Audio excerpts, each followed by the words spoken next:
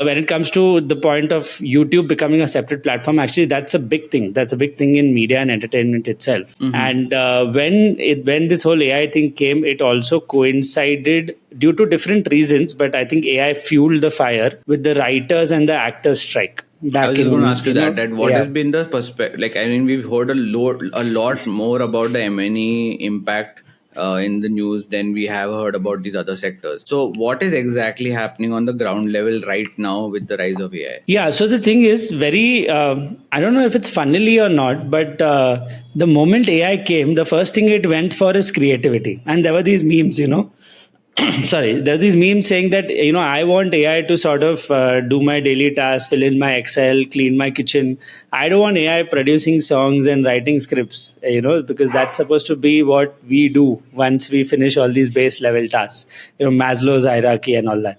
Yeah. But that's what happened. The fact that AI was able to generate so much content, and that generation capability sort of hit the media and entertainment industry really hard. And that's what led to the strikes, because writers were very worried that, oh, we are going to be eliminated from the first drafts of scripts.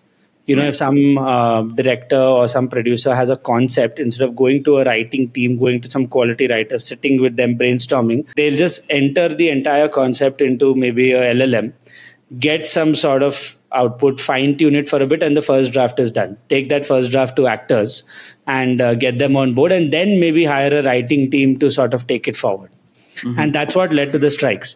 The second thing, what happened in the industry was there was suddenly a certain paranoia, because nobody was aware of how these AI models know so much.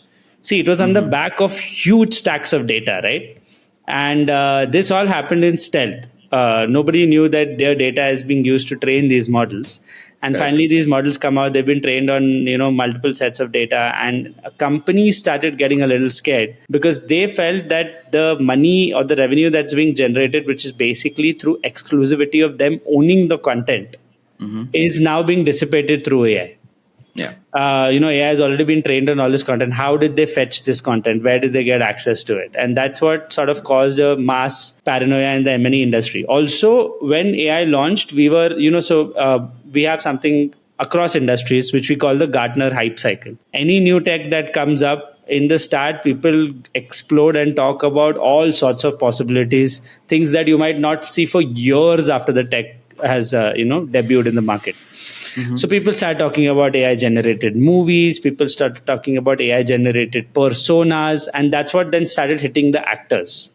Where they were like, oh, you know what? So are you just going to probably create a digital clone of me, and instead of paying me, get that clone to act?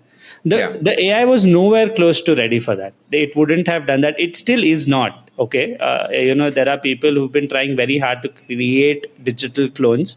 The closest they've got is very good deepfake videos. Yeah. Okay. And that sort of created a lot of political upheaval. But you can't have someone do an entire Forrest Gump, for Indian viewers, Lal Singh Chadda, even though it was a much, much worse version. But you can't have someone do that. You can't have a digital clone do that today. We are not there. What you can have, and what AI I feel is positively impacting in the M&E industry, is a couple of things. One is the localization of content. So whether it's ad campaigns, and hopefully now it will go to TV series and movies, and whenever content is being created, subtitling and dubbing has always been there. But with AI, that process is becoming much faster, and therefore that content is able to expand all over the globe much faster. You've got AI working on automatic subs, automatic dubs. Not only that, I believe it was a Coke or a Pepsi campaign. Those companies are going to kill me because I'm comparing them. But they had a lovely nuance added, where basically the same campaign shot in the US, the same campaign shot in the Middle East, had different actors as well. So the ones in the Middle East were actually wearing a hijab, and that sort of localization, adaptation to cultural nuances, is something that AI is going to be able to do really well. So that is one area where it's going to have a lovely impact on M&E. The second area is... if Coke and Pepsi do end up suing us because of this episode, I'll We'll be consider very it a happy. win. Yeah, because people are Coke and Pepsi executives from Coke and Pepsi are watching Market Pod. But yeah, please go on. Yeah. Yeah, so that and that's how localization AI has helped. The second place where AI helps is utilizing archives. So most of the money, whenever anything is shot, most of the money is made on the first release. There are some shows that have become really famous, like Friends and Big Bang Theory, over the years, and they've been continuously re-licensed. But a lot of the content just sits in archives because, one, people don't want to sell it for free outside, of course, but two, they don't know what to do with it.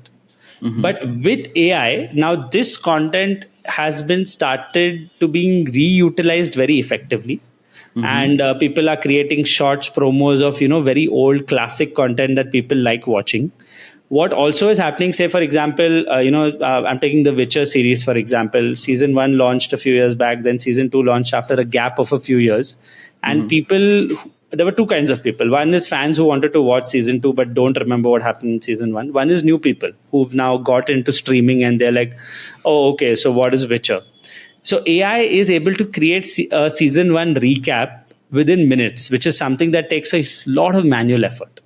Correct. Or in the post production process in media and entertainment, AI is now able to do a review and approval, which was not possible, which was once again very manually intensive.